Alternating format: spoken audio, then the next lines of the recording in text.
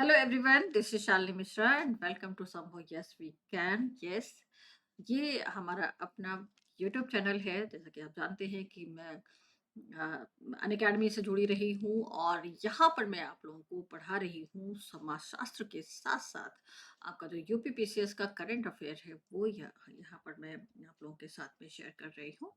तो वो उन सारे एस्पिरेंट्स के लिए ये जो वीडियोस हैं वो बहुत ज़्यादा हेल्पफुल होंगी जो अभी 14 मई को जो एग्ज़ाम होना है उसमें आप पार्टिसिपेट करने जा रहे हैं अगर तो आपके लिए बहुत हेल्पफुल वीडियोस होंगी। करंट अफेयर लगभग सारा का सारा मैं कंप्लीट करने वाली हूँ यहाँ पर, तो बिल्कुल भी वीडियो छोड़ करके मत जाइए और अगर आप नए हैं इस चैनल पर तो सब्सक्राइब भी ज़रूर कर लीजिए। आपके लिए बहुत हेल्पफुल वीडियोस आएँगी यहाँ पर। और यस, अगर कोई यहाँ पर स्टूडेंट जो कि सोशियोलॉजी सब्जेक्ट से यूजीसी नेट जेआरएफ की प्रिपरेशन कर रहा है तो उसे भी जरूर बताइए कि संभव यस वी कैन ये हमारा ऐप है। इसको आप डाउनलोड करिए और यहाँ पर बहुत अच्छे कोर्सेज आपका वेट कर रहे हैं। तो जो कोर्सेज़ हैं आपको बिल्कुल आप ये समझिए कि मिनिमम आपको प्राइस पे मिलने वाले हैं। बहुत ही मिनिमम प्राइस पर आप इसको सब्सक्रिप्शन इसका ले सकते हैं। कंप्लीट गाइडलाइन आपको मिलने वाली है। तो डाउनलोड करिए हमारे ऐप को संभव यस वी कैन और यस जिस तरीके से जैसे-जैसे आपका इंटरेस्ट आता जाएगा जैसे-जैसे यहाँ पर नंबर ऑफ स्टूडेंट बढ़ते जाएँगे हमारे ऐप पर वैसे-वैसे कोर्सेज़ भी जो है आपके लिए लॉन्च होते जाएँगे। बहुत ही मिनिमम फीस पर ये सारे के सारे कोर्सेज़ आप लोगों को मिलने वाले हैं। तो यहाँ पे हम बात करेंगे सिर्फ और सिर्फ 499 में। ओके, तो यहाँ पे हम लोग बातचीत करने वाले हैं करंट सेक्शन के बारे में जो कि आपके जो स्टेट पीसीएस का जो आपका एग्जाम है उसके लिए बहुत बहुत इंपॉर्टेंट है। जैसा आप देखते हैं कि दृष्टि, घटना चक्र, ये सारी की सारी जो मैगजीन है ये आपके लिए पढ़ना बहुत इंपॉर्टेंट है करंट सेक्शन को कवर करने के लिए। तो उसी सेक्शन को हम यहाँ पर कवर करने वाले हैं। तो चलिए फिर स्टार्ट करते हैं। जैसा कि प्रीवियस वीडियो में मैंने आपको जो रिलेटेड जो जितने भी करंट सेक्शन से रिलेटेड जितने भी मैक्सिमम इंफॉर्मेशन हो सकती थी वो वहाँ पे मैंने प्रोवाइड कराई। यहाँ पर हम देखते हैं नेक्स्ट आ जाएंगे कि प्रयागराज, आगरा और गाजियाबाद में पुलिस कमिश्नर आयुक्त प्रणाली।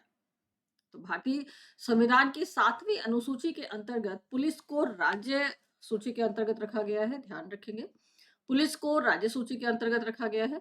परंपरागत पुलिसिंग व्यवस्था में जिले की पुलिस पर नियंत्रण के लिए जिलाधिकारी और अन्य प्रशासनिक अधिकारियों के पास कार्यपालक मजिस्ट्रेट की शक्तियां निहित होती हैं। वहीं पुलिस कमिश्नर प्रणाली में ये शक्तियां कमिश्नर के पास होती हैं। अब इससे रिलेटेड जो स्मरणीय तथ्य हैं उन्हें भी जान लें। तो 25 नवंबर 2022 को उत्तर प्रदेश मंत्रिमंडल द्वारा राज्य के 3 नए जिलों में पुलिस आयुक्त प्रणाली लागू करने का निर्णय लिया गया। वो जिले कौन से हैं? तो जिले हैं आपके उत्तर प्रदेश के प्रयागराज, गाजियाबाद और आगरा। यहाँ पर देखिए प्रयागराज, गाजियाबाद और आगरा है। तत्पश्चात रमित शर्मा को प्रयागराज, प्रीतिंदर सिंह को आगरा तथा अजय कुमार मिश्रा को गाजियाबाद का पुलिस कमिश्नर नियुक्त किया गया। इसके अतिरिक्त आगरा, गाजियाबाद और प्रयागराज की नगरीय जनसंख्या 10 लाख से अधिक होने के दृष्टिगत मंत्रिपरिषद ने इन तीनों जनपदों को महानगर क्षेत्र घोषित किए जाने विषयक अधिसूचना के प्रस्ताव को स्वीकृति भी प्रदान कर दी। मतलब ये तीनों जो शहर हैं 10 लाख से अधिक है इसलिए इनको महानगर क्षेत्र में भी मेट्रोपॉलिटन एरिया के रूप में भी कंसिडर किया जाएगा। वर्तमान में उत्तर प्रदेश के 7 जिलों में पुलिस आयुक्त प्रणाली लागू है। वो 7 जिले कौन से हैं उस पर भी नजर डाल लेते हैं। तो सबसे पहले तो हमारा लखनऊ आता है। लखनऊ जो कि 2020 में लागू वर्ष इसका देखा जा सकता है। गौतम बुद्ध नगर है 2020, कानपुर 2021, वाराणसी 2021, गाजियाबाद 2022, आगरा 2022 और प्रयागराज 2022। तो टोटल 7 जिले हो गए हैं, ध्यान रखिएगा। उसके बाद नेक्स्ट आता है आपका statue of prosperity. Kempegowda first Vijayanagara साम्राज्य के अधीन 16वीं शताब्दी के एक सामंतवादी शासक थे ये। इन्हें स्थानीय रूप से नाड प्रभु केम्पेगौड़ा के नाम से जाना जाता है।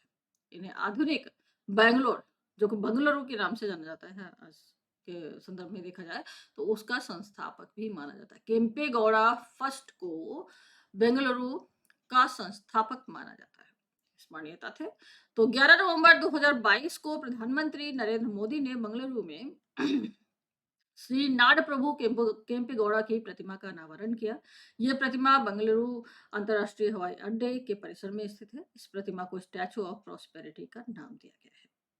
केम्पेगौड़ा की जो प्रतिमा है उसे स्टैचू ऑफ प्रॉस्पेरिटी का नाम दिया गया है। ये नाड प्रभु केम्पेगौड़ा की कांस्य की प्रतिमा है। ये इस प्रतिमा की ऊंचाई है 108 फीट। इस प्रतिमा के निर्माण में 98 टन कांस्य और 120 है 120 टन इस्पात का उपयोग किया गया है। इस प्रतिमा के शिल्पकार राम वी सुतार हैं। उल्लेखनीय है कि श्री सुतार ने गुजरात स्थित विश्व की सबसे ऊंची प्रतिमा जो कि 182 मीटर है, स्टैचू ऑफ यूनिटी को भी डिजाइन किया था इन्होंने ही।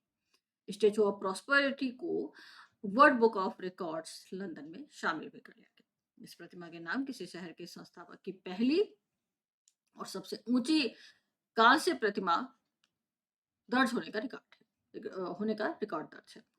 स्टैचू ऑफ बिलीफ क्या है, इस पर भी नजर डालते हैं। तो 29 अक्टूबर 2022 को राजस्थान में विश्व में भगवान शिव के सबसे ऊंची प्रतिमा का लोकार्पण किया गया। यह प्रतिमा राजस्थान के राजसमंद जिले के नाथद्वारा नगर में स्थापित की गई है। इस प्रतिमा को स्टैचू ऑफ बिलीफ या विश्वास स्वरूपम भी नाम दिया गया है। इस प्रतिमा की ऊंचाई 369 मीटर है। इस प्रतिमा में भगवान शिव को ध्यान की मुद्रा में बैठा हुआ दिखाया गया है।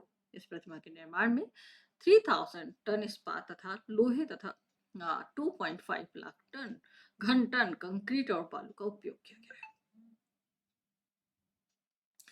एंड उसके साथ में स्टैचू ऑफ पीस भी है। 16 नवंबर 2020 को प्रधानमंत्री नरेंद्र मोदी ने स्टैचू ऑफ पीस का अनावरण किया। ये जैनाचार्य श्री विजय वल्लभ सुरेश्वर जी महाराज की प्रतिमा है, जिनका जो जन्म काल रहा है देखिए 1870 टू 1954। प्रतिमा की ऊंचाई 151 इंच है। यह प्रतिमा अष्ट धातु यानी कि 8 धातुओं से मिलकर के बनी हुई, जिसमें तांबा मुख्य घटक है। यह प्रतिमा पाली राजस्थान में जैतपुरा स्थित विजय वल्लभ साधना केंद्र में स्थापित है। तो ये सारी चीजों को रिलेटेड जितने भी फैक्ट्स हैं ध्यान में रखना है आप सभी को।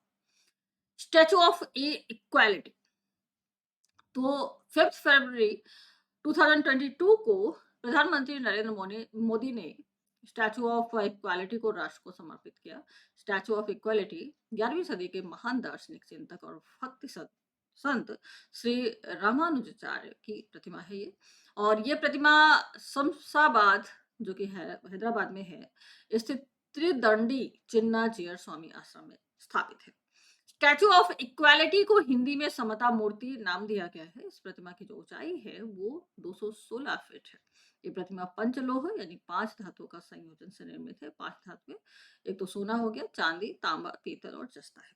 स्टैचू ऑफ इक्वालिटी बैठी हुई मुद्रा है। बैठी हुई मुद्रा में विश्व की दूसरी सबसे ऊंची प्रतिमा है। World second tallest statue. Thailand स्थित ग्रेट बुद्धा को बैठी हुई मुद्रा में विश्व की सबसे ऊंची प्रतिमा माना जाता है। इस प्रतिमा की ऊंचाई 302 फीट है। दूसरे नंबर की जो प्रतिमा है आपकी स्टैचू ऑफ इक्वालिटी समता मूर्ति जो रामानुजाचार्य की प्रतिमा है, ठीक है, तो जो कि हैदराबाद में है। स्टैचू ऑफ डिग्निटी, तो 12 अक्टूबर 2022 को उत्तर प्रदेश के मुख्यमंत्री योगी आदित्यनाथ ने अयोध्या जनपद में स्वामी रामानुजाचार्य की प्रतिमा का अनावरण किया। इसे स्टैचू ऑफ डिग्निटी अर्थात मर्यादा मूर्ति नाम दिया गया है। यह प्रतिमा हैदराबाद में स्थापित इन्हीं स्वामी जी की 216 फीट ऊंची प्रतिमा स्टैचू ऑफ इक्वालिटी की छोटी प्रतिकृति है। स्टैचू ऑफ पीस जो कि जम्मू कश्मीर में है, तो जुलाई 2022 में केंद्रीय गृह मंत्री अमित शाह ने श्रीनगर, जम्मू और कश्मीर में स्थापित स्वामी रामानुजाचार्य की प्रतिमा का अनावरण किया था। श्रीनगर में स्थापित इस प्रतिमा को स्टैचू ऑफ पीस का नाम दिया गया है। 4 फीट ऊंची यह प्रतिमा शुद्ध सफेद मकराना संगमरमर द्वारा निर्मित है। इस प्रतिमा का वजन लगभग 600 किलोग्राम है। नेक्स्ट पॉइंट पे आते हैं। उत्तर प्रदेश का पहला ईट राइट स्टेशन FSSAI सभी भारतीयों को सुरक्षित, स्वस्थ और दीर्घकालिक आहार की उपलब्धता सुनिश्चित कराने के लिए ईट राइट इंडिया नामक आंदोलन यानी कि जो मूवमेंट है वो संचालित कर रहा है। ईट राइट इंडिया की टैगलाइन सही भोजन बेहतर जीवन है। इंपॉर्टेंट है, ध्यान रखिए। ईट राइट रेलवे स्टेशन के नेतृत्व में ईट राइट इंडिया आंदोलन के अंतर्गत संचालित पहलों में से एक है। इसके अंतर्गत रेलवे स्टेशन पर स्थित सभी खाद्य विक्रेताओं को लक्षित किया गया है ताकि उनके द्वारा रेल यात्रियों, अधिकारियों, रेल स्टाफ आदि के लिए खाना पकाने और उसे परोसने के दौरान सुरक्षित रख रखाव के तरीकों के पालन को सुनिश्चित किया जा सके। इस पहल के तहत प्रमाणित किए जाने वाले किसी निर्दिष्ट रेलवे स्टेशन पर सभी खाद्य विक्रेताओं को FSSAI के food safety training and certification कार्यक्रम के अंतर्गत प्रशिक्षण प्राप्त करना अनिवार्य होगा। स्मरणीय तथ्य से रिलेटेड 7 नवंबर 2022 को प्रयागराज रेलवे स्टेशन को भारतीय खाद्य संरक्षण और मानक प्राधिकरण के द्वारा ईट राइट स्टेशन का प्रमाण प्रदान किया गया। Prayagraj railway station eat right station प्रमाण पत्र प्राप्त करने वाला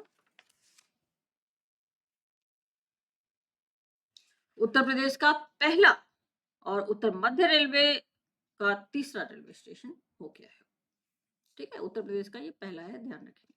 इसके पूर्व उत्तर मध्य रेलवे के 2 रेलवे स्टेशनों क्रमशः ग्वालियर और डबरा रेलवे स्टेशन को यह प्रमाण पत्र प्राप्त हो चुका है। 14 नवंबर 2022 को उत्तर मध्य रेलवे के डभौरा रेलवे स्टेशन को तथा दिसंबर 2022 में कानपुर रेलवे स्टेशन को भी ईट राइट प्रमाण प्रदान किया गया। इस प्रकार अब उत्तर मध्य रेलवे में ईट राइट प्रमाण प्राप्त रेलवे स्टेशनों की संख्या कितनी हो गई है? तो ये 5 हो गई है। ज्ञातव्य है कि 3 दिसंबर 2019 को मुंबई सेंट्रल रेलवे स्टेशन को FSSAI द्वारा देश के पहले ईट राइट स्टेशन के रूप में प्रमाणित किया गया था।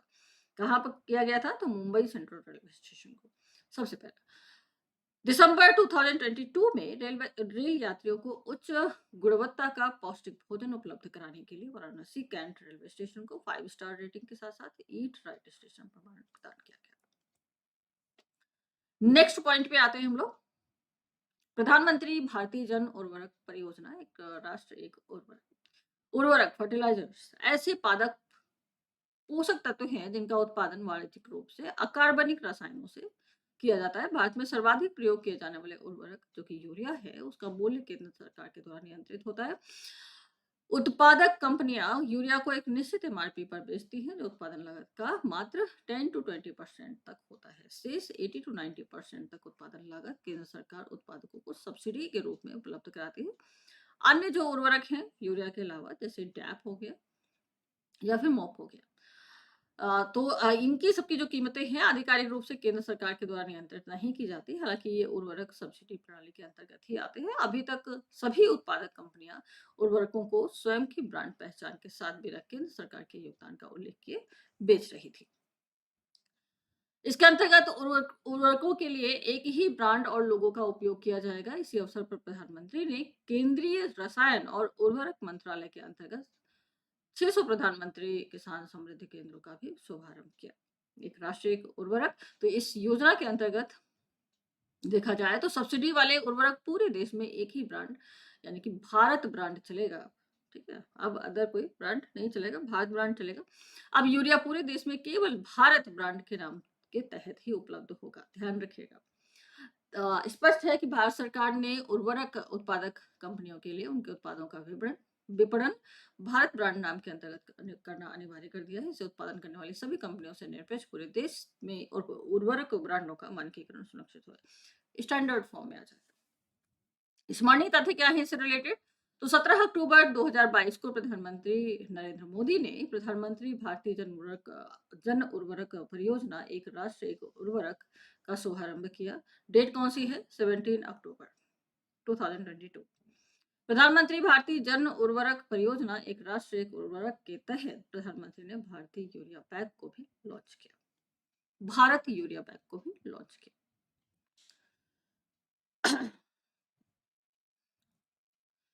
फिर उसके बाद में नेक्स्ट आपका पॉइंट आता है public affairs index 2022। Public affairs index को वर्ष 1994 में स्थापित बंगलुरु स्थित गैर लाभकारी think tank public affairs centre के द्वारा विकसित किया जा रहा है। ये सूचकांक वर्ष 2016 से प्रत्येक वर्ष जारी किया जा रहा है। पब्लिक अफेयर्स इंडेक्स, इस सूचकांक के तहत भारत के राज्यों को उनके प्रशासनिक यहाँ पर गवर्नेंस परफॉर्मेंस जो है उसको चेक किया जाता है, उसके आधार पर उसको रैंकिंग प्रदान की जाती है राज्यों। स्मरणीय तथ्य से रिलेटेड क्या-क्या है देखते हैं। 14 अक्टूबर 2022 को पब्लिक अफेयर्स सेंटर के द्वारा वार्षिक रिपोर्ट पब्लिक अफेयर्स इंडेक्स 2022 को प्रकाशित किया गया। पब्लिक अफेयर्स इंडेक्स का यह 7वां वार्षिक संस्करण है। इस सूचकांक में राज्यों को जनसंख्या के आकार की दृष्टि से 18 बड़े राज्यों और 10 छोटे राज्यों में वर्गीकृत कर दिया गया। 18 बड़े राज्य और 10 छोटे राज्य। पीएआई 2022 में केंद्र शासित प्रदेशों यानी कि यूनियन टेरिटरीज को शामिल नहीं किया गया है। बड़े राज्यों की श्रेणी में हरियाणा सर्वश्रेष्ठ प्रशासित राज्य है और छोटे राज्यों की श्रेणी में सिक्किम सर्वश्रेष्ठ प्रशासित राज्य है। ये आप देख सकते हैं, हरियाणा है, फिर तमिलनाडु है, फिर केरल है, छत्तीसगढ़ है, पंजाब है। ये इसका स्कोर है। रैंकिंग अगर बड़े राज्यों में देखी जाए तो हरियाणा की है, उसके बाद लास्ट में आप देखिए पंजाब। शेष छोटे जो राज्य हैं उसमें आप देखिए सिक्किम है, हिमाचल प्रदेश है, उत्तराखंड है, गोवा है, मिजोरम है। तो सूचकांक में उत्तर प्रदेश को बड़े राज्यों की श्रेणी के तहत शामिल किया गया है और सद्य सूचकांक में भारतीय उत्तर प्रदेश ने गत वर्ष की तुलना में अपनी रैंक में सुधार करते हुए 0.5201 के समग्र स्कोर के साथ में 12वां स्थान है। उत्तर प्रदेश की हालत खराब है। सो विदित हो कि पीएआई 2021 में इसे अंतिम स्थान प्राप्त हुआ था, 18वां स्थान प्राप्त हुआ था। 18 से तो सही कर लिया, फिर भी 12वें स्थान पे आ गया उत्तर प्रदेश। चलिए, तो नेक्स्ट पॉइंट पे आते हैं, हिमाचल प्रदेश। 2 जल विद्युत परियोजनाओं की आधारशिला रखी गई। पनबिजली जो कि हाइड्रो पावर जिसे कहते हैं, तो परियोजनाओं को उनके आकार के आधार पर आमतौर पर 2 खंडों में वर्गीकृत किया जाता है, छोटी और बड़े। जल विद्युत परियोजनाएं मतलब छोटी और बड़े के बीच में वर्गीकृत की जाती है। भारत में 25 मेगावाट या उससे कम क्षमता की पनबिजली परियोजनाओं को छोटी जल विद्युत परियोजनाओं के रूप में वर्गीकृत किया जाता है। पुनः छोटी जल विद्युत परियोजनाएं निम्न प्रकार से वर्गीकृत किया, सूक्ष्म होता है, फिर लघु होता है, फिर छोटी होता है। इसके अतिरिक्त जो 500 मेगावाट में आती है या उससे अधिक स्थापित क्षमता की जो जल विद्युत परियोजनाएं होती हैं, उन्हें बृहद या मेगा परियोजनाओं के रूप में वर्गीकृत किया जाता है।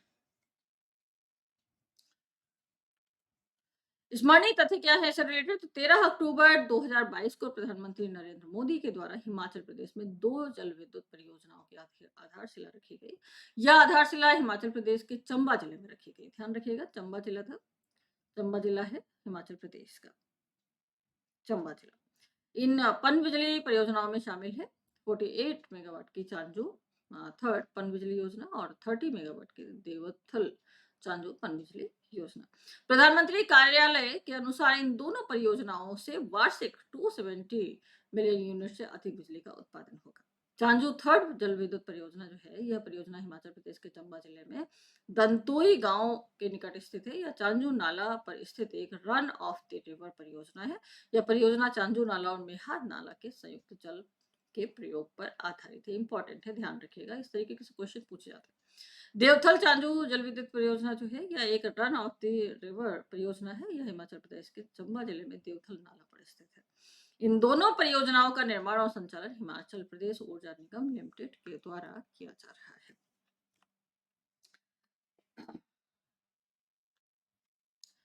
नेक्स्ट आपका पॉइंट है, आप देखेंगे बल्क ड्रग पार्क की आधारशिला। भारत औषध उद्योग आकार के आधार पर विश्व में तीसरा सबसे बड़ा जबकि मूल्य के आधार पर 14वां सबसे बड़ा उद्योग है। विश्व भर में निर्यात की जाने वाली कुल औषधियों या दवाओं में भारत का योगदान 3.5% का है। हालांकि इन उपलब्धियों के बावजूद भारत कुछ मूलभूत कच्चे माल तथा बल्क ड्रग्स के आयात हेतु अन्य देशों पर निर्भर है। बल्क ड्रग्स को सक्रिय औषध सामग्री भी कहा जाता है। ये दवाओं के लिए एक प्रमुख घटक होते हैं जो इन्हें वांछित चिकित्सीय प्रभाव प्रदान करते हैं। इससे रिलेटेड जो स्मरणीय तथ्य हैं वो ये कि 13 अक्टूबर 2022 को प्रधानमंत्री नरेंद्र मोदी के द्वारा हिमाचल प्रदेश के ऊना में बल्क ड्रग पार्क की आधारशिला रखी गई। इंपॉर्टेंट ज्ञातव्य है कि पहले बल्क ड्रग पार्क की आधारशिला 10 अक्टूबर 2022 को गुजरात के भरूच जिले स्थित जंबूसर में रखी गई थी। 1 सितंबर 2022 को औषध विभाग ने बल्क ड्रग पार्कों को बढ़ावा देने की योजना के तहत 3 राज्यों जिसमें हम देखते हैं हिमाचल प्रदेश हो गया, गुजरात हो गया और आंध्र प्रदेश में बल्क ड्रग पार्कों की स्थापना को सैद्धांतिक मंजूरी प्रदान की थी। यह देश में बल्क ड्रग विनिर्माण को सहायता देने के लिए शुरू की गई एक प्रमुख पहल है। योजना के अंतर्गत बल्क ड्रग पार्कों की स्थापना के लिए उपयुक्त 3 राज्यों को वित्तीय सहायता प्रदान की जाएगी, हिमाचल प्रदेश को, गुजरात को और आंध्र प्रदेश को।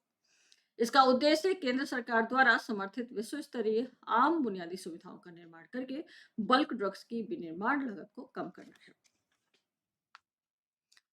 नेक्स्ट पॉइंट पे आते हैं, तो मोढेरा। मोढेरा क्या है, चलिए देखते हैं। तो पहला 24/7 और सौर ऊर्जा संचालित गांव है। मोढेरा गांव गुजरात के मेहसाणा जिले में स्थित है। यह गांव यहाँ पर स्थित सूर्य मंदिर के लिए प्रसिद्ध है। यह मंदिर रोपेण नदी की सहायक नदी पुष्पावती के तट पर स्थित है। इस मंदिर का निर्माण 1026-27 में चालुक्य वंश के राजा भीम प्रथम के शासन के दौरान किया गया था।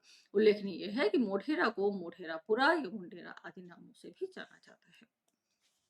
इससे रिलेटेड जो स्मरणीय तथ्य हैं वो क्या है, तो 9 से 11 अक्टूबर 2022 के मध्य प्रधानमंत्री 9 से 11 अक्टूबर प्रधानमंत्री नरेंद्र मोदी ने गुजरात का दौरा किया। इस यात्रा के दौरान मोढेरा को भारत का पहला 24 घंटे सौर ऊर्जा से संचालित गांव घोषित किया गया। प्रधानमंत्री ने मोढेरा स्थित सूर्य मंदिर में हेरिटेज लाइटिंग का भी उद्घाटन किया। इस प्रकार यह मंदिर भारत का पहला ऐसा विरासत स्थल, ऐसा हेरिटेज साइट बन गया है जो पूर्णतः सौर ऊर्जा के द्वारा संचालित है। सूर्य मंदिर और पूरे गांव को सौर ऊर्जा के माध्यम से संचालित करने वाली यह अपनी तरह की पहली परियोजना है।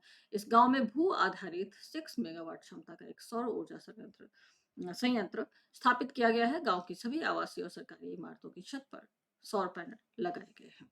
मोढेरा गांव।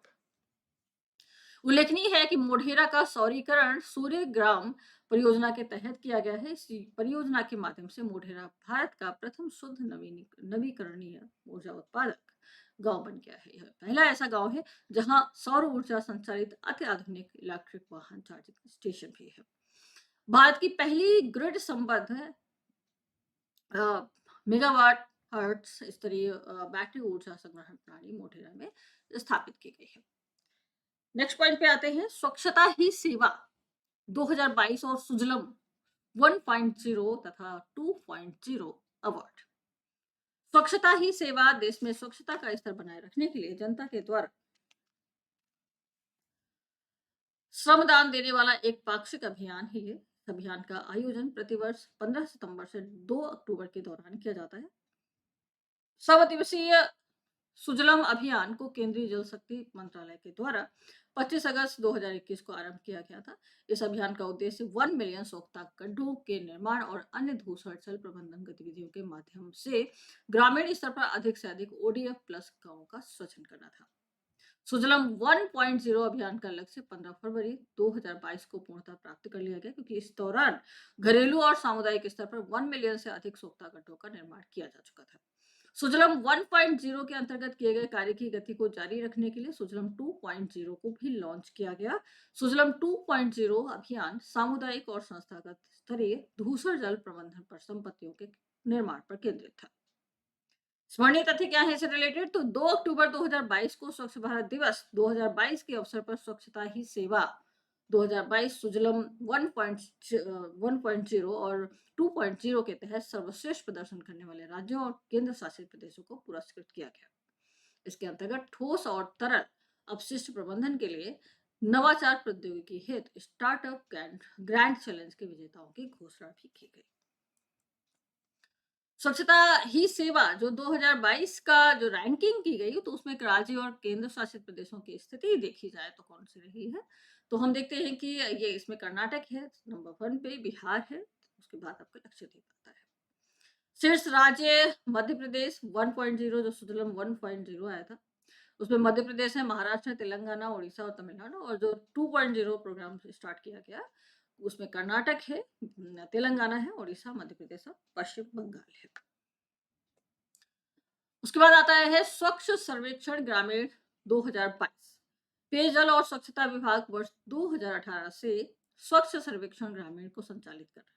2018 से SSG के तहत वर्ष 2018 में 7000 गांव, वर्ष 2019 में 17200 गांव तथा वर्ष 2022 में 17559 गांव को आच्छादित किया गया है। SSG 2022 को राज्यों और जिलों के परामर्श से Ipsos research private limited private limited होगा, तो प्राइवेट लिमिटेड द्वारा संचालित किया गया। स्मरणीय तथ्य से रिलेटेड देखेंगे 2 अक्टूबर 2022 को स्वच्छ भारत दिवस 2022 के अवसर पर स्वच्छ सर्वेक्षण ग्रामीण 2022 रिपोर्ट जारी की गई। यह सर्वेक्षण पेयजल और स्वच्छता विभाग के द्वारा पूर्ण किया गया। ये ध्यान रखिएगा, पेयजल और स्वच्छता विभाग के द्वारा। इस सर्वेक्षण में देश भर के 33 राज्यों और केंद्र शासित प्रदेशों, जिसमें केंद्र शासित चंडीगढ़, दिल्ली और लक्षद्वीप को छोड़ करके के 709 जिलों 17,559 गांवों को शामिल किया गया। देश भर के 33 राज्यों केंद्र शासित प्रदेशों की समग्र रैंकिंग में उत्तर प्रदेश का जो स्कोर रहा है वो रहा है 694.74 का। तो उत्तर प्रदेश का इस हिसाब से अगर रैंकिंग देखी जाए तो 18वां स्थान रहा है, जो कि बिहार जो है वो 32वें स्थान पर रहा है। स्वच्छ सर्वेक्षण 2022 की अगर हम बात करें तो 1 अक्टूबर 2022 को राष्ट्रपति द्रौपदी मुर्मू ने स्वच्छ सर्वेक्षण 2022 के परिणाम घोषित किए। इसके साथ ही स्वच्छ भारत मिशन शहरी 2.0 की प्रथम वर्षगांठ को मनाया गया। स्वच्छ सर्वेक्षण 2022 में 4,354 शहरों का आकलन किया गया, जिसमें 62 छावनी और 91 गंगा किनारे बसे शहर और नगर शामिल है। इस प्रकार स्वच्छ सर्वेक्षण का यह 7वां संस्करण विश्व का सबसे बड़ा शहरी स्वच्छता सर्वेक्षण बन गया है। स्मरणीय तथ्य क्या है, इससे रिलेटेड देखते हैं। स्वच्छ सर्वेक्षण 2022 में राष्ट्रीय स्तर पर लगातार 6ठी बार इंदौर को, क्या बात है, इंदौर को भारत का सबसे स्वच्छ शहर घोषित किया गया है। शीर्ष 10 शहरों की रैंकिंग आप देखिए तो इंदौर है, सूरत है, नवी मुंबई, विशाखापट्टनम, विजयवाड़ा जो कि आंध्र प्रदेश में है, भोपाल मध्य प्रदेश, तिरुपति आंध्र प्रदेश, मैसूरू कर्नाटक, नई दिल्ली, अंबिकापुर छत्तीसगढ़। तो इसमें मध्य प्रदेश से 2 आपको शहर दिख रहे हैं, वो तो भोपाल हो गया और इंदौर तो टॉप पे रही रहा लगातार 6वीं बार। तिरुपति आंध्र प्रदेश, मैसूरू कर्नाटक, नई दिल्ली, अंबिकापुर, इस श्रेणी में ईटानगर को अंतिम स्थान प्राप्त हुआ है। शीर्ष 5 राज्य कौन से हैं तो त्रिपुरा, झारखंड, उत्तराखंड, हिमाचल प्रदेश और हरियाणा।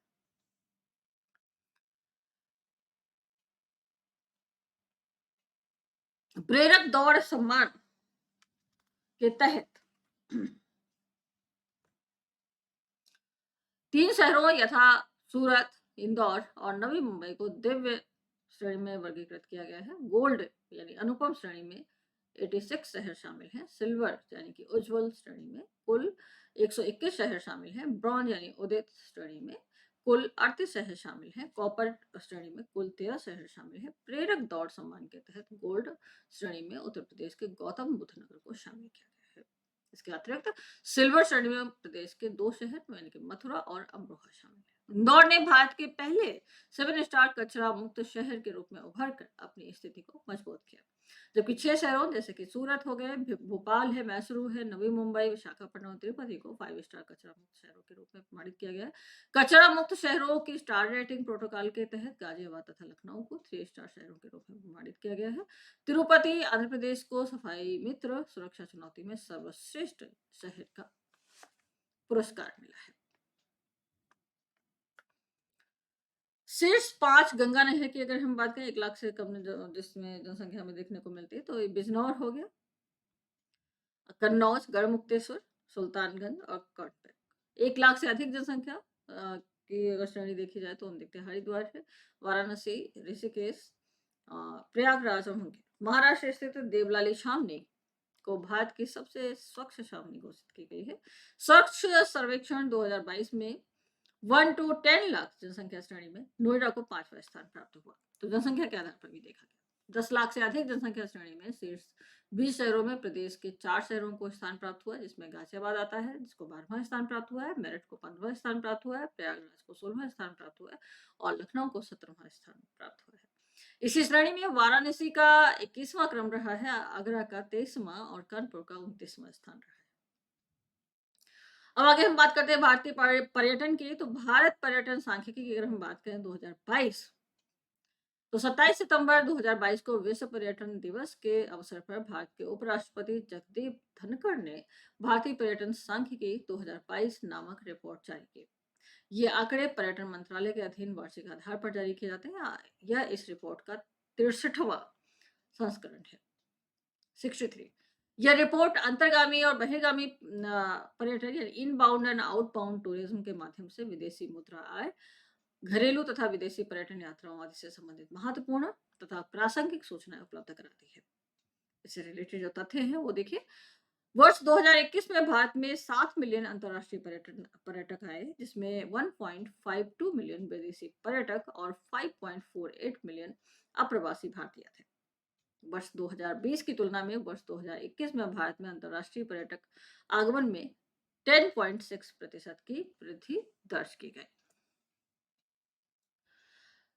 वर्ष 2021 में भारत में विदेशी पर्यटक आगमन में जो शीर्ष 5 देश रहे हैं वो कौन-कौन से रहे हैं? तो यूएसए से सबसे ज़्यादा है, उसके बाद बांग्लादेश है, यूके है, कनाडा है, नेपाल है।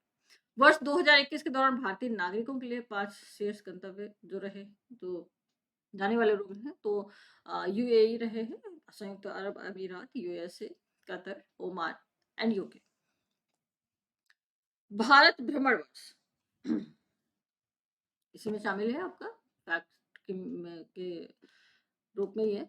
सो 31 जनवरी 2023 को केंद्रीय पर्यटन मंत्रालय के द्वारा भारत भ्रमण वर्ष 2023 पहल को लॉन्च किया गया। उल्लेखनीय है कि पर्यटन मंत्रालय वर्ष 2023 को भारत भ्रमण वर्ष के रूप में मना रहा है। इस पहल के तहत देश के विभिन्न पर्यटक स्थलों को महत्व को प्रदर्शित करने के लिए भारत की अंतर्देशीय यात्रा पर ध्यान केंद्रित किया गया है, इनबाउंड ट्रैवल। नेक्स्ट पॉइंट पे आते हैं और देखते हैं पीएम श्री स्कूल योजना क्या है।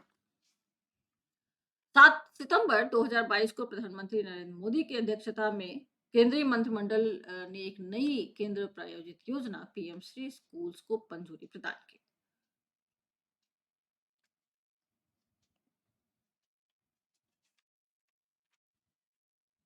ओके,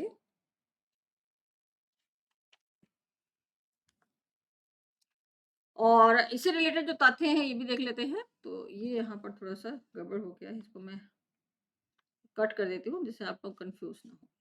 ठीक है, इससे रिलेटेड जो जानकारी है यहाँ पर देखेंगे। स्मरणीय तथ्य के रूप में देखा जाए, पीएम श्री स्कूल्स देश भर के 14,500 से अधिक स्कूलों के विकास के लिए एक नई योजना है। इसके तहत क्या किया जाएगा? तो इसके तहत केंद्र सरकार और राज्य और केंद्र शासित प्रदेश सरकार स्थानीय निकायों के द्वारा प्रबंधित कुछ चयनित मौजूदा स्कूलों को सुदृढ़ बनाने का काम किया जाएगा। ये स्कूल आदर्श या नमूना स्कूलों के रूप में कार्य करेंगे और राष्ट्रीय शिक्षा नीति 2020 के सभी घटकों को प्रदर्शित करेंगे। साथ ही अपने निकटवर्ती अन्य स्कूलों को मार्गदर्शन या परामर्श भी प्रदान करेंगे। पीएम श्री स्कूलों को ग्रीन स्कूलों के रूप में विकसित किया जाएगा। इसके तहत पर्यावरण अनुकूल पहलुओं जैसे कि सौर पैनल हो गए, लाइट्स वगैरह लगानी हो गई, प्राकृतिक खेती द्वारा युक्त पोषण वाटिका, अपशिष्ट प्रबंधन कैसे हो, वेस्ट मैनेजमेंट कैसे, इत्यादि इन सभी को शामिल किया जाएगा। एक स्कूल गुणवत्ता आकलन फ्रेमवर्क का विकास किया जाएगा जिसमें परिणामों के मापन के लिए प्रमुख प्रदर्शन संकेतकों का उल्लेख होगा। पीएम श्री स्कूलों को समग्र शिक्षा केवीएस और एनवीएस के लिए उपलब्ध मौजूदा प्रशासनिक ढांचे के माध्यम से लागू किया जाएगा। केंद्रीय विद्यालय संगठन और नवोदय विद्यालय संगठन के लिए उपलब्ध जो भी मौजूदा प्रशासनिक संगठन है, जो ढांचा है, उसके माध्यम से ही ये लागू किया जाएगा।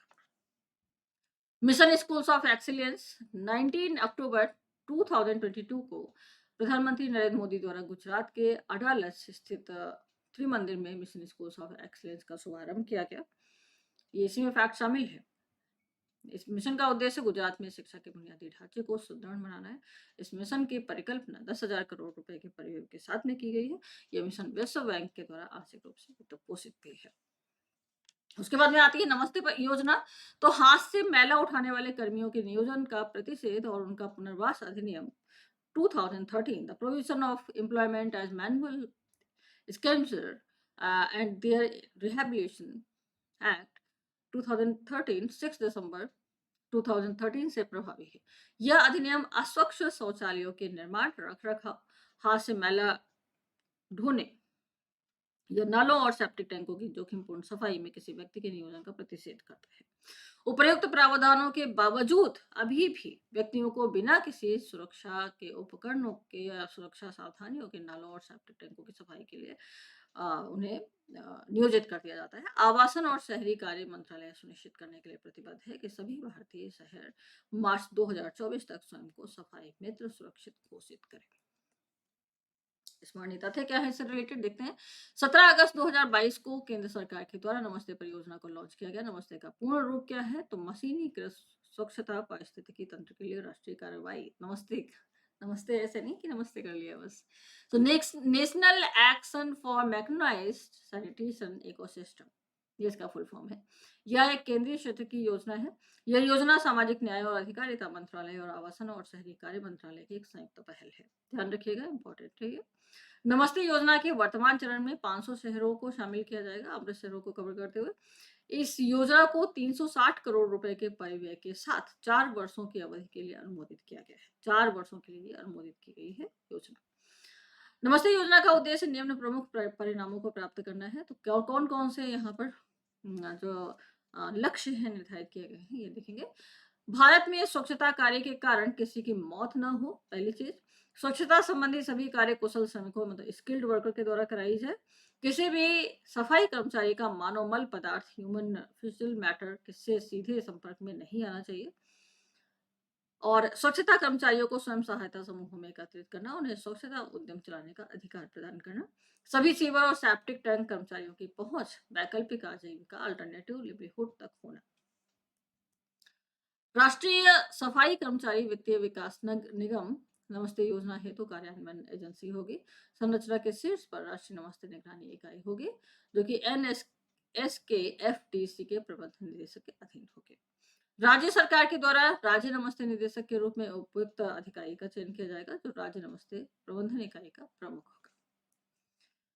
मंडला, मंडला क्या है? तो पहला कार्यात्मक रूप से साक्षर जिला है। यूनेस्को के अनुसार कार्यात्मक साक्षरता किसी व्यक्ति की उन सभी गतिविधियों में संलग्न होने की क्षमता को संदर्भित करता है जिसमें उसके समूह और समुदाय के प्रभावी रूप से कार्य करने के लिए साक्षरता की आवश्यकता होती है, और उसे अपने तथा अपने समुदाय के विकास के लिए पढ़ने, लिखने और गणना का उपयोग जारी करने में सक्षम बनाती है। स्मरणीय तथ्य क्या है इससे रिलेटेड? 15 अगस्त 2022 को मध्य प्रदेश का आदिवासी बहुल जिला जो मंडला है, कार्यात्मक रूप से पूर्ण साक्षर जिला घोषित कर दिया गया। ज्ञातव्य है कि इस उपलब्धि के साथ मंडला भारत का पहला कार्यात्मक रूप से साक्षर जिला बन गया है। मध्य प्रदेश में है स्थित। जिला प्रशासन के द्वारा महिला साक्षरता और संपूर्ण साक्षरता के लिए वर्ष 2020 से मंडला में महिला ज्ञानालय और निरक्षरता से आजादी अभियान संचालित किया जा रहा है। इसके परिणाम स्वरूप 2 वर्षों के भीतर यह जिला कार्यात्मक रूप से साक्षर हो गया है। वर्ष 2011 की जनगणना के अनुसार मंडला जिले की जो साक्षरता दर थी वो 66.9% थी। मंडला जिले की पुरुष साक्षरता दर 77.5% तथा महिला साक्षरता दर 56.4% थी। वर्ष 2011 की जनगणना के अनुसार मध्य प्रदेश की साक्षरता दर 69.3% है। इसमें पुरुष साक्षरता 78.7% जबकि महिला साक्षरता 59.2% है।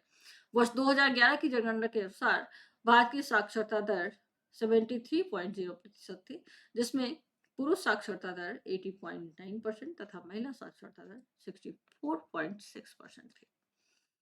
भारत सरकार के द्वारा देश में साक्षरता दर बढ़ाने के लिए क्या क्या प्रयास किए गए हैं उस पर भी हम नजर डाल लेते हैं।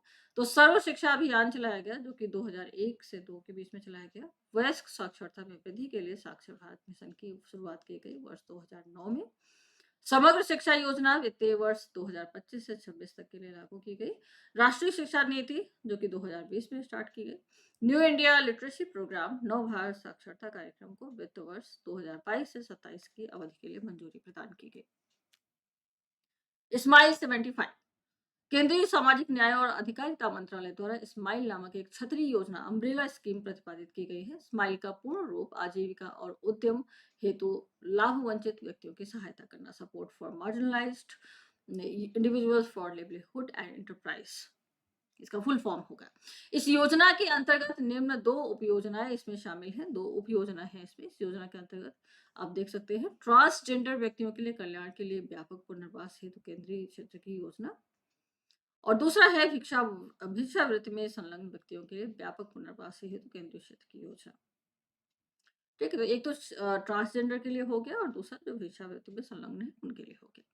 तो सामाजिक न्याय और अधिकारिता मंत्रालय ने स्माइल परियोजना हेतु 2025 से 26 तक 100 करोड़ रुपए का कुल बजट आवंटित किया है। स्मरणीय तथ्य क्या है इससे रिलेटेड देखते हैं। तो 12 अगस्त 2022 को स्माइल 75 पहल का शुभारंभ नई दिल्ली से किया गया। केंद्र सरकार ने स्माइल योजना के अंतर्गत भिक्षावृत्ति में संलग्न व्यक्तियों के व्यापक पुनर्वास की उपयोजना को कार्यान्वित करने के लिए 75 नगर निगमों की पहचान की है। इसे ही स्माइल 75 पहल नाम दिया गया है। 75 नगर निगम की पहचान की गई है। स्माइल 75 पहल के तहत ये 75 नगर निगम विभिन्न गैर सरकारी संगठनों तथा अन्य हितधारकों के सहयोग से भिक्षावृत्ति में संलग्न व्यक्तियों के लिए कई व्यापक कल्याणकारी उपाय संचालित करेंगे। इस पहल का कार्यान्वयन सामाजिक न्याय और अधिकारिता मंत्रालय द्वारा किया जाएगा। इस पहल के कौन कौन से उद्देश्य होंगे, तो हम पहले देखते हैं निराश्रयता और भिक्षावृत्ति की समस्या को दूर करना। जिनके पास में आश्रय नहीं है उन्हें आश्रय उपलब्ध कराना और भिक्षावृत्ति जो है बेग उसको दूर करना। देश के शहरों या कस्बों और नगर पालिका क्षेत्रों को भिक्षावृत्ति से मुक्त करना है। बहुत बड़ी समस्या है हमारे देश में। विभिन्न हितधारकों की समन्वित गतिविधियों के माध्यम से भिक्षावृत्ति के काम में लगे लोगों के लिए व्यापक पुनर्वास की एक रणनीति तैयार करना। जनगणना के अनुसार भिक्षावृत्ति में अगर देखा जाए तो संलग्न व्यक्तियों की जो सर्वाधिक संख्या है वो हमें पश्चिम बंगाल में देखने को मिलती है, जो कि 81,244। इस दृष्टि से उत्तर प्रदेश 65,835 संख्या के रूप में द्वितीय स्थान पर है। तो पहला कौन सा है? पश्चिमी बंगाल। नेक्स्ट पॉइंट है आपका गति शक्ति विश्वविद्यालय। वर्तमान में देश के परिवहन क्षेत्र में हो रहे बदलाव एक ज्ञान भंडार के निर्माण, अनुसंधान कार्य के संचालन, सर्वोत्तम कार्यप्रणाली को तैयार करने, कौशल विकास को सुनिश्चित करने, क्षमता निर्माण की दिशा में कार्य करने और परिवहन क्षेत्र के विकास को सुगम बनाने हेतु एक संस्थान के निर्माण की मांग करते हैं। इसी परिप्रेक्ष्य में गति शक्ति विश्वविद्यालय नामक एक विश्व स्तरीय बहुविषयक बहुआयामी और भविष्योन्मुखी संस्थान की परिकल्पना की गई है।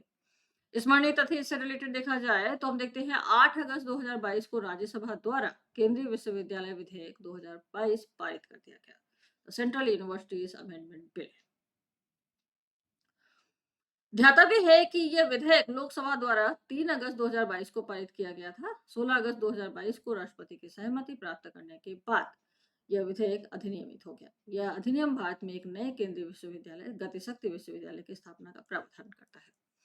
गतिशक्ति विश्वविद्यालय से होगा क्या है इस पर नजर डालते हैं। तो गतिशक्ति विश्वविद्यालय की स्थापना से सामरिक रूप से समग्र रूप से महत्वपूर्ण और विस्तार कर रहे परिवहन क्षेत्र में प्रशिक्षित प्रतिभा की आवश्यकता की पूर्ति होगी। वर्ष 2022 का यह अधिनियम केंद्रीय विश्वविद्यालय अधिनियम 2009 में संशोधन करता है।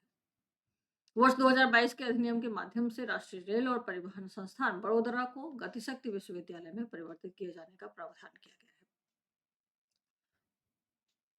उल्लेखनीय है कि राष्ट्रीय रेल और परिवहन संस्थान वर्ष 2018 में स्थापित एक डीम्ड यूनिवर्सिटी है। दिसंबर 2022 में एनआरटीआई को केंद्रीय विश्वविद्यालय के रूप में परिवर्तित कर उसका पुनर्नामकरण किया गया। गतिशक्ति विश्वविद्यालय के रूप में इसे प्रारंभ किया। इस विश्वविद्यालय का विस्तार क्षेत्र संपूर्ण भारत में, साथ ही में यह विश्वविद्यालय भारत से बाहर भी अपने केंद्र स्थापित कर सकता है। गतिशक्ति विश्वविद्यालय केंद्र सरकार के द्वारा रेल मंत्रालय के माध्यम से प्रायोजित और निबंधित है। यह परिवहन संबंधित शिक्षा प्रदान करने का काम करता है। बहुविषयक अनुसंधान तथा प्रशिक्षण पर केंद्रित भारत का पहला विश्वविद्यालय है गतिशक्ति विश्वविद्यालय। नेक्स्ट फैक्ट जो है वो आप देखिए, जगदीप धनखड़ भारत के नए उपराष्ट्रपति के रूप में इनका चयन हुआ। 6 अगस्त 2022 को 16वें उपराष्ट्रपति चुनाव संपन्न हुए। 16वें उपराष्ट्रपति निर्वाचन हेतु निर्वाचक मंडल में जो शामिल सदस्य रहे, तो राज्यसभा के 233 निर्वाचित सदस्य इसमें शामिल रहे। राज्यसभा के 12 मनोनीत सदस्य थे। लोकसभा के 543 निर्वाचित सदस्य, दोनों सदनों को मिलाकर बने निर्वाचक मंडल में शामिल कुल सदस्य 788 थे। तथ्य क्या है इससे रिलेटेड देखते हैं। 16वें उपराष्ट्रपति चुनाव में जगदीप धनखड़ को विजयी घोषित किया गया। जगदीप धनखड़ भारत के 14वें व्यक्ति के रूप में उपराष्ट्रपति चुने गए। चुनाव परिणाम की घोषणा लोकसभा महासचिव तथा चुनाव के लिए नियुक्त रिटर्निंग ऑफिसर उत्पल कुमार सिंह के द्वारा किया गया। उल्लेखनीय है कि उपराष्ट्रपति पद के चुनाव हेतु राजग गठबंधन ने जगदीप धनखड़ को अपना उम्मीदवार बनाया था, जबकि संयुक्त विपक्ष ने भारतीय राष्ट्रीय कांग्रेस की मार्गरेट अल्वा को अपना उम्मीदवार बनाया था। 11 अगस्त 2022 को जगदीप धनखड़ ने भारत के 14वें उपराष्ट्रपति की शपथ ली। इनका संक्षिप्त परिचय देखा जाए तो इनका जन्म हुआ 18 मई 1951 में। जन्म स्थान इनका गांव किथाना है, झुंझुनू जिला, राजस्थान से ही। वर्ष 1989 में 1989 में झुंझुनू लोकसभा सीट से 9वीं लोकसभा का चुनाव जीते। 1990 में केंद्रीय संसदीय कार्य राज्य मंत्री बने। 1993 से 98 तक किशनगढ़ विधानसभा सीट से राजस्थान विधानसभा चुनाव जीते और वर्ष 2022 में उपराष्ट्रपति चुनाव के पूर्व वे पश्चिम बंगाल के राज्यपाल थे। इस पद पर उन्होंने 30 जुलाई 2019 टू 18 जुलाई 2022 तक कार्य किया। ये इनका संक्षिप्त परिचय रहा। बुरहानपुर, नेक्स्ट आपका जो फैक्ट है देखिए, बुरहानपुर तो पहला हर घर जल प्रमाणित जिला बन गया। 15 अगस्त 2019 को 73वें स्वतंत्रता दिवस के अवसर पर प्रधानमंत्री नरेंद्र मोदी ने लाल किले की प्राचीर से अपने स्वतंत्रता दिवस संबोधन में जल जीवन मिशन की घोषणा की थी। उल्लेखनीय है कि अगस्त 2019 से ही भारत सरकार राज्यों की भागीदारी में जल जीवन मिशन हर घर जल को क्रियान्वित कर रही है। यह मिशन जल शक्ति मंत्रालय के अंतर्गत संचालित होता है। मिशन का मुख्य उद्देश्य वर्ष 2024 तक देश के प्रत्येक ग्रामीण घर में नल से पर्याप्त और नियमित रूप से शुद्ध जल की आपूर्ति का प्रावधान करता है। स्मरणीय तथ्य क्या है, इससे रिलेटेड देखते हैं। 22 जुलाई 2022 को मध्य प्रदेश का बुरहानपुर जिला देश का पहला हर घर जल प्रमाणित जिला बना। हर घर में जल उपलब्ध होना। तो उल्लेखनीय है कि इसके अतिरिक्त अब तक गोवा के 2, दादरा और नागर हवेली और दमन और दीव के 3, अंडमान और निकोबार द्वीप समूह के 3, गुजरात के 9, हरियाणा के 22, हिमाचल प्रदेश के 1, जम्मू और कश्मीर के 1, पुदुचेरी के 2, पंजाब के 23 और तमिलनाडु के 1 जिले को हर घर जल प्रमाणित जिला घोषित किया गया है। तो इस बार घोषित किसको किया गया? मध्य प्रदेश का बुरहानपुर जिला। 11 अप्रैल 2023 तक देश के कुल 68 जिले हर घर जल प्रमाणित जिलों के रूप में घोषित किए जा चुके हैं। गौरतलब है कि बुरहानपुर के सभी 254 गांवों के 1,19,05 ग्रामीण घरों में कार्यात्मक घरेलू नल connection, functional household tap connection को उपलब्ध कराया गया। उल्लेखनीय है कि जिले के सभी 254 गांवों में से प्रत्येक गांव के लोगों ने ग्राम सभाओं द्वारा पारित एक प्रस्ताव के माध्यम से अपने गांव को हर घर जल घोषित किया। सभी 254 गांवों में ग्राम जल और स्वच्छता समिति का गठन किया गया है। राज्य स्तर पर गोवा, तेलंगाना, पंजाब, गुजरात और हरियाणा ने राज्य के सभी घरों में 100% नल कनेक्टिविटी प्रदान की गई। वही केंद्र शासित प्रदेश पुदुचेरी, अंडमान और निकोबार द्वीप समूह, दादरा और नागर हवेली और दमन दीव के सभी घरों में 100% नल कनेक्टिविटी प्रदान की गई है। अब तक उत्तर प्रदेश की स्थिति को अगर देखा जाए तो यहाँ पर 37.35% घरों को जलापूर्ति हेतु नल कनेक्टिविटी प्रदान की जा चुकी है। गोवा पहला हर घर जल प्रमाणित राज्य है। 18 अगस्त 2022 को गोवा को देश का पहला हर घर जल प्रमाणित राज्य घोषित किया गया। इसके साथ ही दादरा और नगर हवेली और दमन और दीव को पहला हर घर जल प्रमाणित केंद्र शासित प्रदेश घोषित किया गया। गोवा एवं दादरा एवं नगर हवेली और दमन और दीव के सभी जिलों, ब्लॉकों और पंचायतों और गांवों आदि में नल के पानी की आपूर्ति 100% की जा चुकी है। तो आज के सेशन में इतना ही। आई होप आपको ये जो सेशन है, आपको जो वीडियोस हैं पसंद आएंगी और आप लोग शेयर भी करिए ज़्यादा से ज़्यादा अगर आपको लग रहा है कि और भी ज़्यादा इन्फॉर्मेशन चाहिए, क्योंकि अभी मैं ये जो वीडियोस है कंटिन्यू करूँगी जब तक आपका एग्जाम नहीं हो जाएगा। तब तक ये जो वीडियोस हैं आपके फैक्ट्स के फॉर्म में या फिर आपका जो करंट अफेयर का सेक्शन है मैं ज़रूर यहाँ पर लेकर के आती रहूँगी। बस आप लोगों को ज्वाइन करना है और कुछ नहीं, अगर आप पढ़ते पढ़ते थक गए हैं तो जस्ट रिलैक्स करिए और वीडियो को ऑन कर दीजिए, सुनते रहिए। तो कहीं ना कहीं आपको इससे हेल्प ही मिलने वाली है। ठीक है, नुकसान कोई भी नहीं है, हेल्प ही मिलने वाली। तो अगर नए हैं तो सब्सक्राइब जरूर करिए चैनल को और साथ ही साथ में अपने फ्रेंड सर्कल में भी जरूर शेयर करिए। चलिए फिर हम लोग मिलेंगे अपने नेक्स्ट सेशन में। Thank you everyone, take care.